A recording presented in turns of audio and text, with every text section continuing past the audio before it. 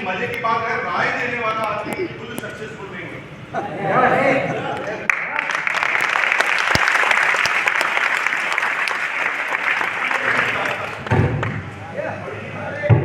बड़ी आपके पड़ोसी के पास इतना सा भी दिमाग होता तो क्या आपका पड़ोसी होता? बताओ, आपके पड़ोसी में इतना सा भी दिमाग होता तो वो मुकेश अंबानी का पड़ोसी होता। तुम्हारा क्या खराब होता? तुम्हारा है इसका मतलब ये गारंटी है कि दिमाग नहीं है। और जिसमें दिमाग नहीं है उसी से पूछ रहे हैं कि कैसे कामयाब होना। जो खुद कामयाब नहीं हुआ दूसरों को कैसे कामयाब करे? तो जब मैं छोटा था तो किसी व्यक्ति से मिलता था कि मुझे नहीं बनाना, तो मैंने अपने दिमाग से पूछा, इस पृथ्वी पर, इस संसार में आपका सबसे परम मित्र कोई है तो वो आपका दिमाग है। क्योंकि ये दिमाग केवल आपका ही है और इस दिमाग का अपना कोई दिमाग नहीं है, ये आपका ही दिमाग है। ये बचपन से ही आपका गुलाम हुआ। इसको जैसा प्रश्न पूछोगे वैसा ही ये जवाब देगा।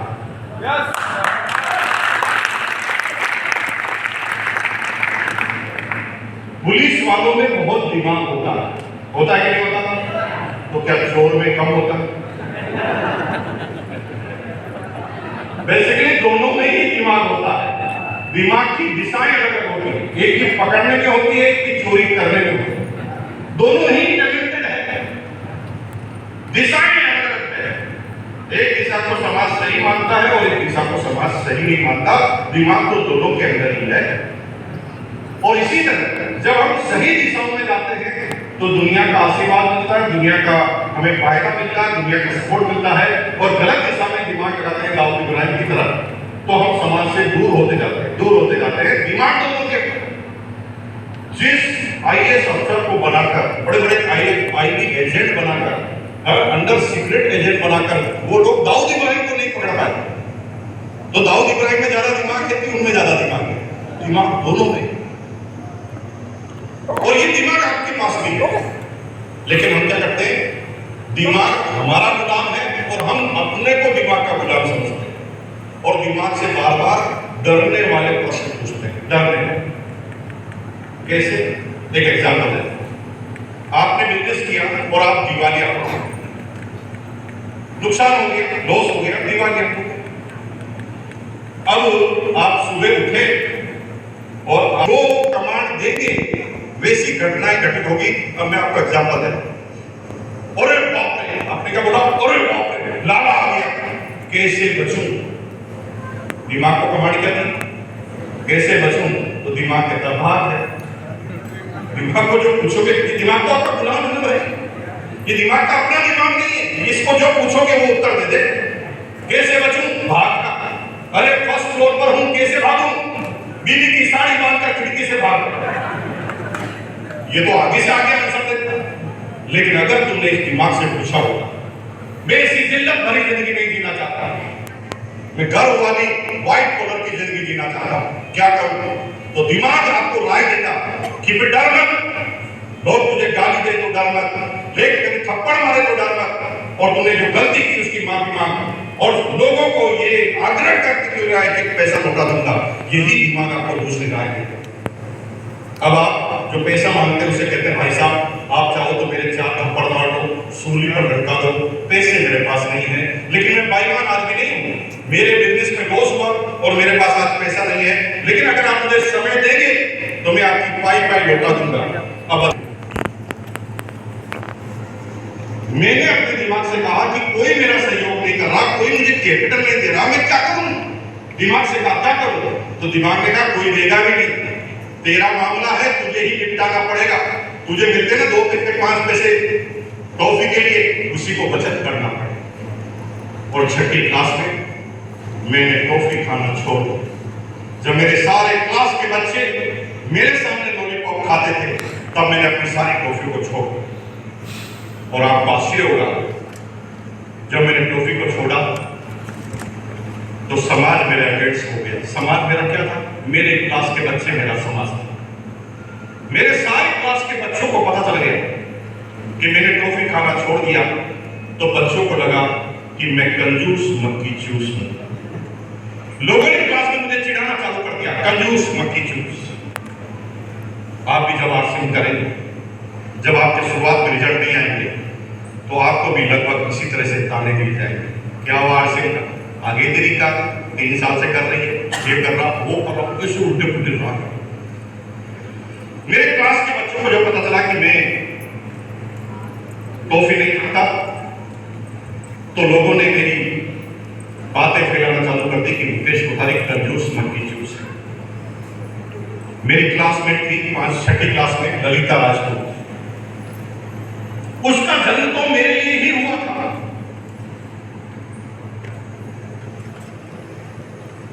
जैसे ऋषि के यज्ञ में, तपस्या में भंग डालती है ना, कौन, मेनका, तो मेनका थी ललिता राजपूत। उसके पास और कोई काम नहीं था मेरे अलावा। वो मैं चिढ़ता नहीं था, इसलिए वो अपनी ज्योमेट्री बॉक्स में हमेशा खुद चाहे कामयाब नहीं हुए, पूरी जिंदगी 50,000 की नौकरी में निकाल दी, लेकिन तुम्हारे से पिछले 2 सालों का हिसाब मांगना। लेकिन एक न सुनी, क्योंकि जब भी मैं ललिता राजपूत को देखता था तो गुस्सा आता था। तुम्हें भी गुस्सा आता था जो हिसाब मांगने से? मेरे को भी गुस्सा आता था, इतना गुस्सा आता था कि मैं अपनी प्रतिज्ञा तोड़ने के लिए तैयार हो गया।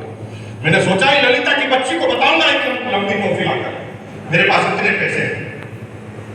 लेकिन जो ही मैं अपने टारगेट को याद करता, ललिता राजपूत कहीं भाड़ में, मुझे क्या कहता है, जिस दिन तुम्हारे भी टारगेट होंगे तुम्हारा ध्यान को भग नहीं करना, लेकिन टारगेट नहीं होगा तो कोई भी तुम्हें गुमराह कर। मेरा टारगेट था बिजनेस चालू कर। जो ही मैं टारगेट को याद करता था ना, मुझे ललिता राजपूत याद ही नहीं। बिना टारगेट के कोई भी खेल में खराब हो।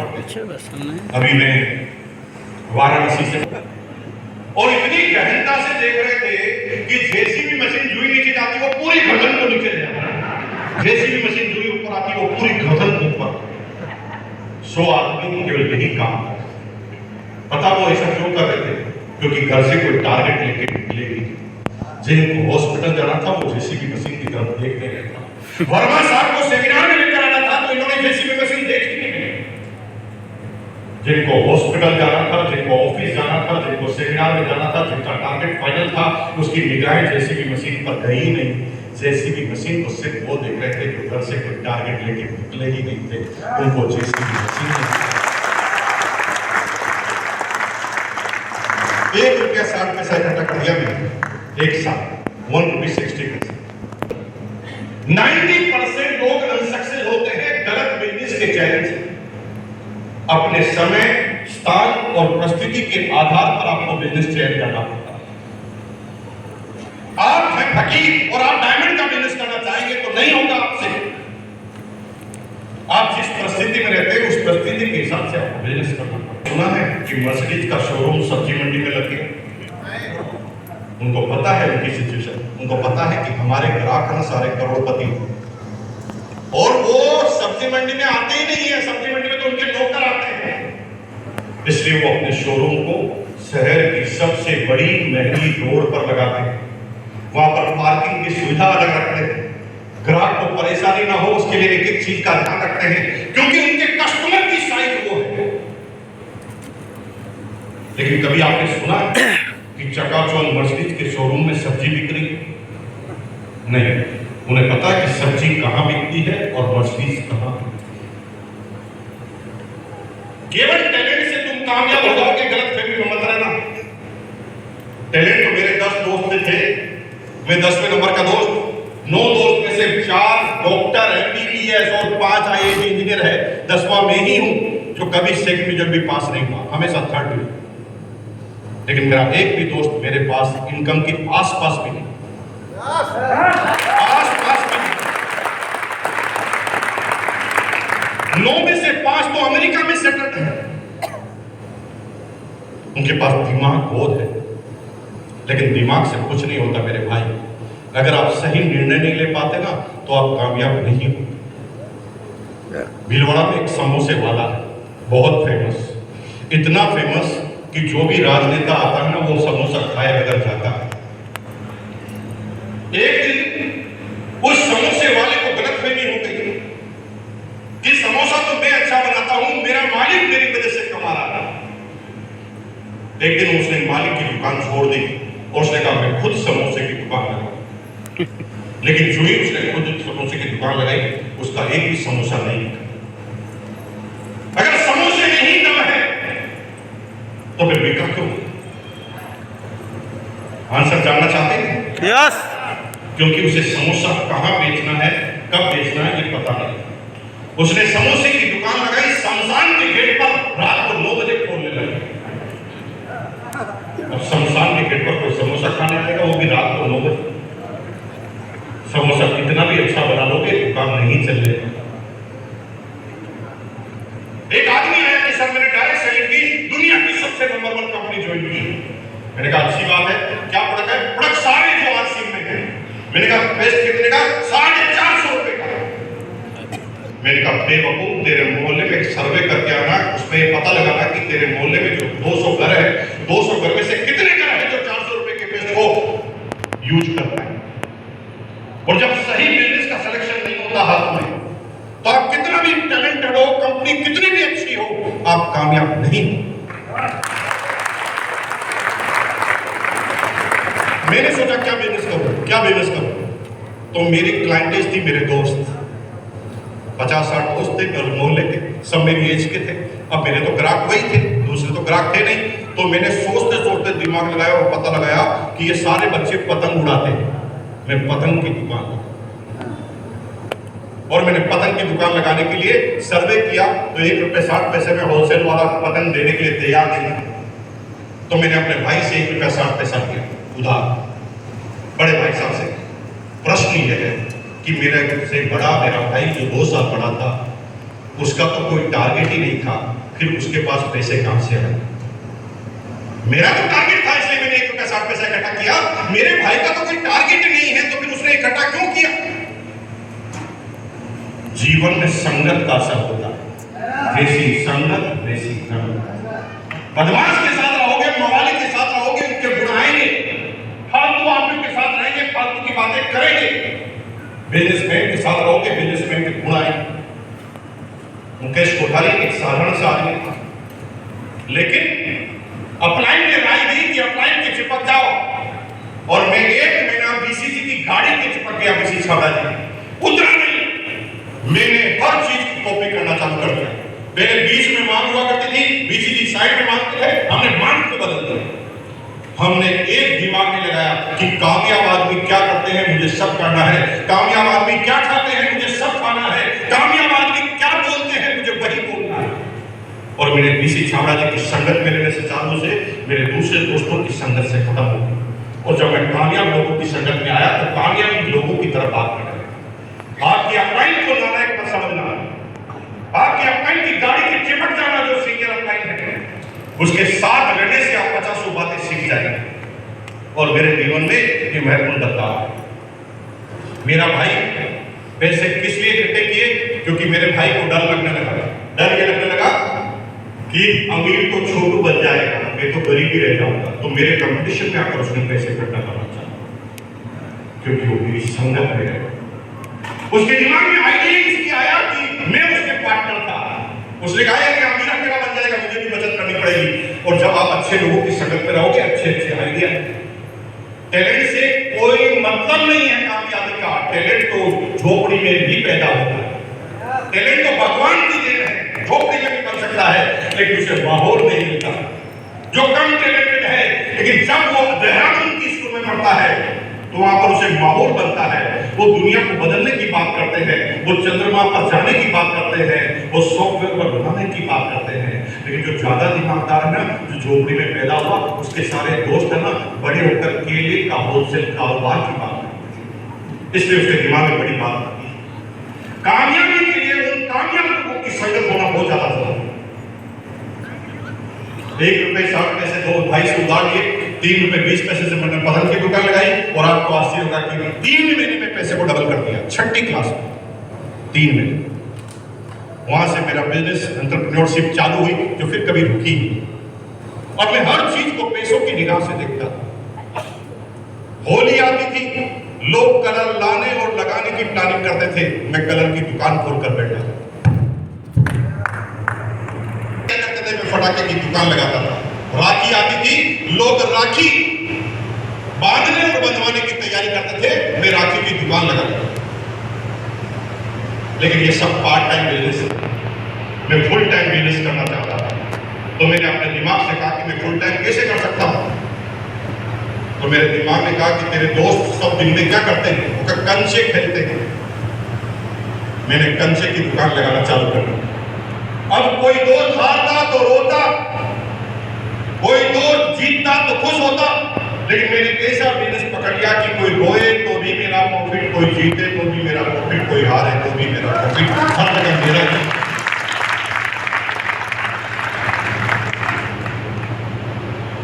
10वीं क्लास में उस समय हिंदुस्तान में एलपीजी सिलेंडर की बहुत कमी थी, बहुत ज्यादा कमी।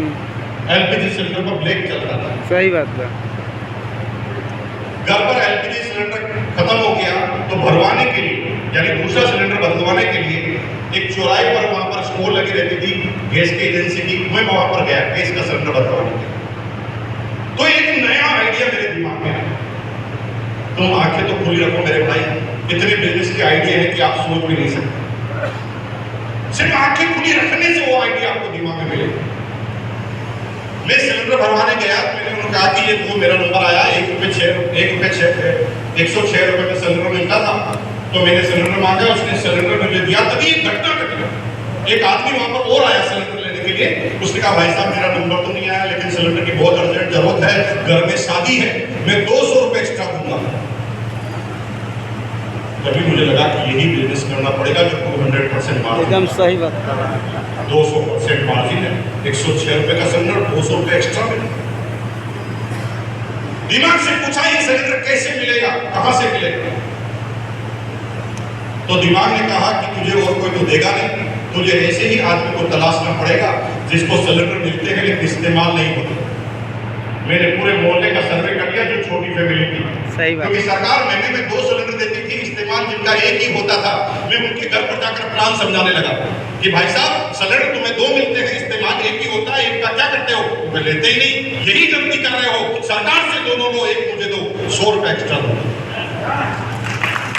मैंने लिस्ट बनाई, बिना इन्वेस्टमेंट के पूरे मोहल्ले की लिस्ट बना ली जहां पर सिलेंडर मिलते थे।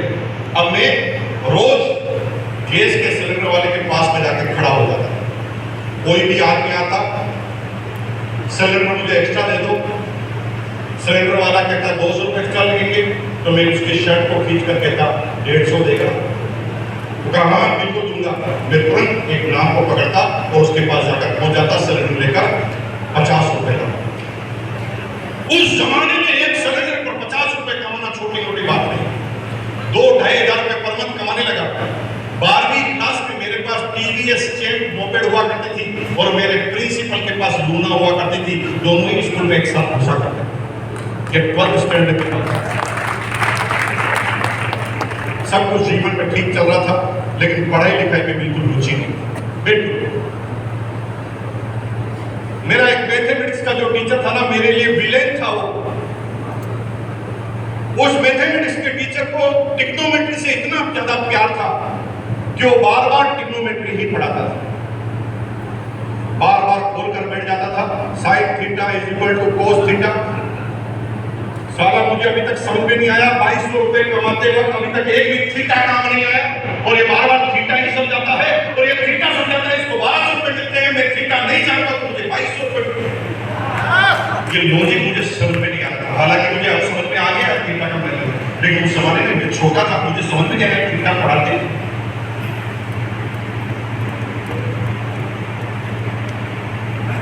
लेकिन फिर भी जैसे तैसे पास होते थे।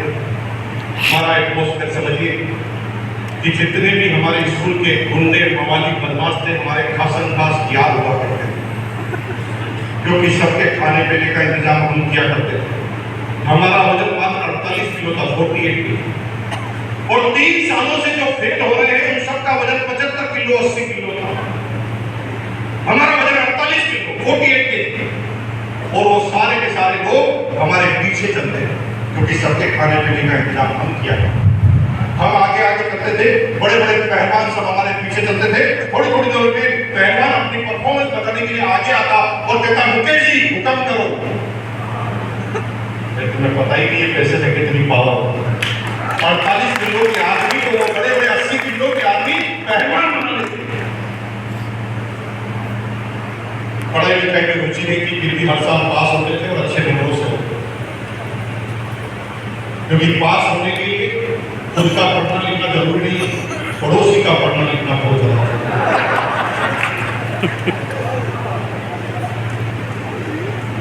हमारा बचपन से मानना रहा कि जब कोई आदमी आगे गया है और आपको भी उसी रास्ते पे जाना है, तो आपको दिमाग लगाने की क्या करो, उसी से जाके पूछ लो भैया दिल्ली जाना है, क्या क्या ध्यान रखना पड़ेगा, खाना कहाँ अच्छा मिलेगा, रोड कितना खराब है, टोल टैक्स कितना लगेगा, ये जानकारी जो गया है वो दे सकता। लेकिन हम बार बार खुद सिर्फ बोलते हैं, अरे भाई जब पहिए का आविष्कार, चक्के का आविष्कार हो चुका है, तुम बार बार करोगे तो क्या गोल्ड मेडल मिले? क्यों अपने दिमाग को लगाते हैं? हम नहीं लगाते।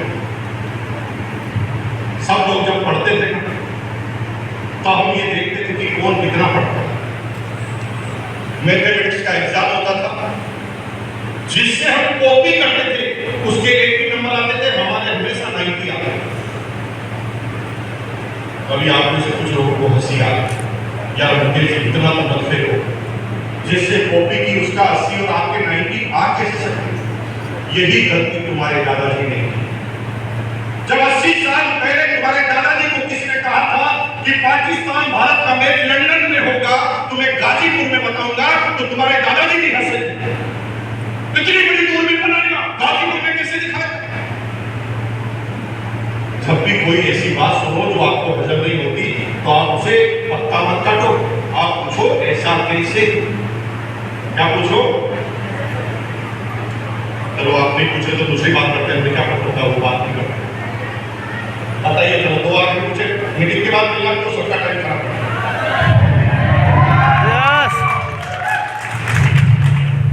कितने लोग जाना चाहते हैं? देखिए हम क्या करते थे, हम सिंपल से काम करते थे। पूरे साल बच्चे क्लास में पढ़ते थे, हम ये देखते थे कि कौन कौन पढ़ता है। मैथमेटिक्स के एग्जाम को अलग अलग चीजों में डिवाइडेड करते थे, एक्सपर्ट की ही ओपिनियन लिया करते थे। अगर ट्रिग्नोमेट्री में ये होशियार है तो हम पहले प्लानिंग कर लेते थे कि ट्रिग्नोमेट्री की कॉपी इससे करें। परसेंटेज में ये होशियार है तो परसेंटेज की इसकी, प्रॉफिट एंड लॉस में अगर ये होशियार है तो प्रॉफिट एंड लॉस में इसकी, अगर ये रेखागणित में होशियार है तो रेखागणित में इसकी। और मजे की बात है कि फाइनल एग्जाम में हमारे 90 नंबर आते थे, क्योंकि ये सब लोग अपने दिमाग से पास होते थे, हम इन सबके दिमाग से पास होते थे। और यही इस बिजनेस में हमारे कामयाबी का राज है। मेरी 4 अपलाइन है, first KC Chhawra ji, second PC Chhawra ji, third Bhairavlal Karwa ji and fourth number Prahlad sir. ये 4 मेरी मुख्य अपलाइन है। केसी छावड़ा जी से हमने सीखा कि हवा में बातें मत करो, जब भी बातें करो एविडेंस और आंकड़ों के साथ करो। बीसी छावड़ा जी से हमने बातें करने की कला सीखी कि किस व्यक्ति से कैसे बात की जाती है। भैरवलाल करवा जी ने हमें सिखाया कि relationship is the by product of sale. Relationship बना लो, जिंदगी भर आदमी आपका कस्टमर बन जाएगा। और पहला सर ने हमें कैलकुलेशन सिखाई कि कैसे रोटी आती है, कैसे टेक्निकल आता है, ये पहला सर ने सिखाया। और हमने चारों से सीखकर चारों से आगे निकल गए।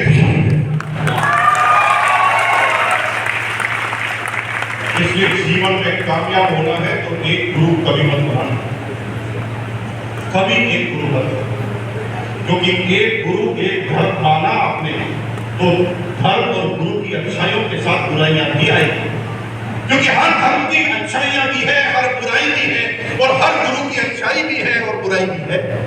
और अगर आपने एक ही माना तो उसके साथ आपको फ्री में बुराई भी मिलेगी। आपको किसी एक की माननी ही नहीं। आज के बाद आपको किसे गुरु बनाना है? सबको गुरु बनाना है। जो भी सामने आ जाए उसे गुरु बनाना है, लेकिन काम की बात ही लेनी है, बिना काम की बात लेनी नहीं। मेरी अपलाइन कहती है कि सीखना चाहो तो तो नाली में पड़ा हुआ शराबी भी सिखा देता है कि इतनी नहीं पीनी चाहिए। हेलो, तो हम तो शराबी को भी गुरु बनाकर सलूट कर देते हैं कि भाई तूने पहले ही नाली में लौट कर बता दिया कि तू पिएगा तो तेरी हालत भी ऐसी हो, तो हमने तो शराबी को भी गुरु बना। अब तो आपके काम की चीज लेनी है, मुझे क्या सीखना है केवल वही लेना, और फालतू की चीजें जो आपके दिमाग में समझ नहीं आती, जिससे आप कन्विंस नहीं है, उसको बाहर निकालें। जिसका लॉजिक आपको समझ में आए उसे सीखते जाइए। और जिस दिन आपने इस तरह की टेक्नोलॉजी का आविष्कार कर लिया, उस दिन फिर आपको सिखाने वाला कोई रहेगा नहीं, हर जगह से आप सीखते जाएगा। जैसे तैसे करके हमने बीकॉम पास कर ली। बीकॉम पास करते ही पिताजी का दबाव बनने लगा कि अब तेरी शादी करनी है। तो पैसे तो कमाता है, लेकिन शादी वालों को क्या कहूंगा, गैस का सिलेंडर प्ले करता है। उन्होंने दबाव बनाना चाहा और कहा इज्जतदार आदमी की तरह नौकरी करो। फरमान आ गया, या तो घर में रहो या इज्जतदार आदमी की तरह नौकरी करो। दोस्त के पिताजी की मदद से मुझे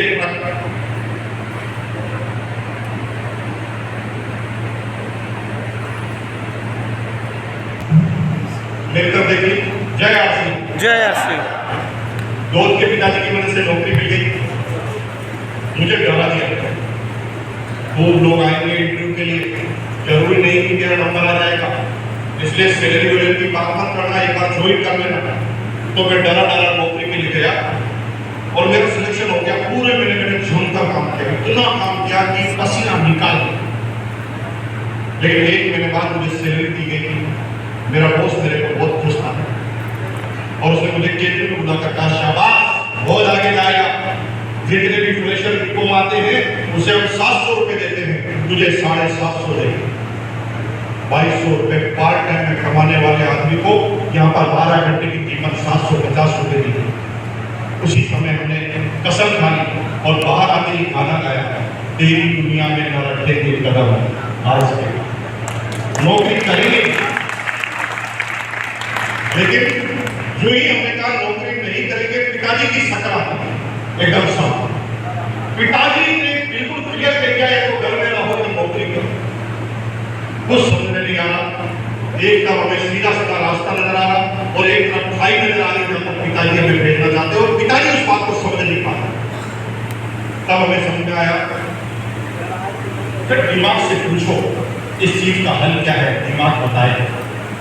मैंने दिमाग से पूछा पिताजी को कैसे समझाएं, तो दिमाग ने कहा पिताजी को कोई नहीं समझा सकता तेरी मां के अलावा, तेरी मां के अलावा, क्योंकि तेरे मां के आगे पिताजी की चलती ही। मैंने दिमाग लगाया कि मां को इमोशन की जरूरत है, मां को पटाया है। और मैं एक्टिंग करने में बचपन से ही होशियार था। मैंने तुरंत गया आईने के सामने, बाल बिखेरे ताकि लगे कि मैं परेशान हूँ। शक्ल को थोड़ी बिगाड़ा, पानी लेकर आंखों पे मारा ताकि लगे कि आंसू आ रहे हैं। और फिर माँ, जो भोली वाली माँ, जो बच्चे के नाटक को समझते हुए भी सच मान लेती है, उस माँ के पास गया और माँ को जाके कहने लगा, माँ बहुत परेशान होगा, अन्याय हो रहा है मेरे साथ। तो माँ ने पढ़ते हुए कहा, कौन कर रहा है तेरे साथ अन्याय?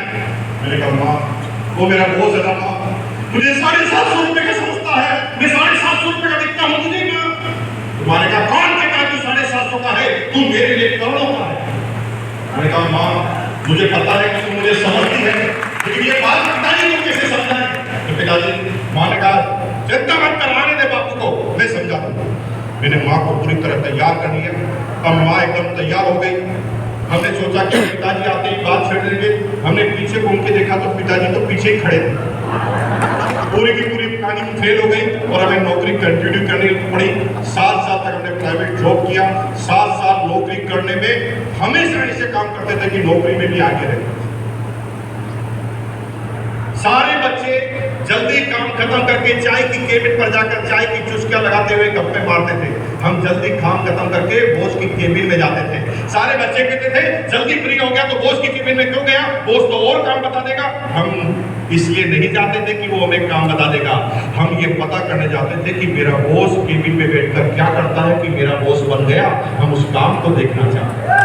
और धीरे धीरे बॉस के काम को सीखते थे, बॉस को पंगु बना लेते थे और 7 साल में पूरी कंपनी का डिप्टी नौकरी के साथ बैठते थे, नौकरी के साथ भी उल्टे पुल्टे काम करते थे। कंपनियां में दिल्ली, मुंबई, कलकत्ता, चेन्नई भेजती थी। सारे बच्चे हमारे जितने भी दोस्त थे जो हमारे फील्ड में काम करते थे अलग अलग कंपनी में, वो कभी कलकत्ता, दिल्ली में मिल जाते थे और सारे जब मिल जाते थे तो पार्टी करते थे। रात को 8 बजे की पार्टी, और पार्टी भी कौन सी, ढक्कन खोल कर पार्टी। ढक्कन किस चीज का खोलते हैं, गाजीपुर वालों को समझने की जरूरत है कि समझ आई लव यू, बहुत बढ़िया लोग हैं, आप सब समझ आते हैं। सारे लोग ढक्कन खोलकर पार्टी करते थे। उस समय हम ढक्कन नहीं खोलते थे, हम सिटी को ढूंढते थे और पता लगाते थे कि इस कलकत्ता में ऐसा क्या मिलता है जो मेरे भीलवाड़ा में नहीं मिलता। मैं कलकत्ता से ले जाकर भीलवाड़ा में बेच दूंगा, बेच दूंगा, बेच दूंगा, बेच दूंगा, बेच दूंगा, इसको बेच दूंगा, उसको बेच दूंगा, सबको बेच। बेचने के अलावा कुछ सोच, कभी 3000 का सीडी प्लेयर चाहिए भीलवाड़ा में लाकर 4000 का बेच देते थे। कभी हैंडमेड की शर्ट 300 रुपए की 400 रुपए में लाकर बेच देते थे और आपको 80 रुपए की 13,000 सैलरी के अलावा 13,000 एक्स्ट्रा कमा लेते थे। जब पूरी कंपनी का जनरल मैनेजर 17,000 सैलरी लेता था ना, तब मैं 26,000 रुपए पर सब कुछ बेच सेटल, मेरा बेच सेटल, एसपी वर्मा जी का बेच सेटल, सरकार बेच सेटल, फिर क्या जरूरत पड़ी आप सीख कर। मेरे भाई जिस दिन इस प्रश्न का उत्तर मिल जाएगा ना, नींद में भी आरसीबी आता है और वही जवाब मैं आपको देने जा रहा हूं। सब कुछ जीवन में ठीक चल रहा था, मेरे पास स्कूटर था नंबर वेस्पा 150 एनवी, अपने पैसों बिना लोन का। वो स्कूटर आज भी मेरे पास है 23 साल के बाद। अभी भीलवाड़ा में हम उसका एक मंदिर बना रहे हैं। नवंबर में हमारे मकान की इनॉग्रेशन है। मकान हमने जीवन में कई बनाए, लेकिन सपनों का मकान अभी बन रहा है। अभी नवंबर में इसकी ओपनिंग है। मकान का जो लागत है वो है 25 करोड़। कितनी लागत है?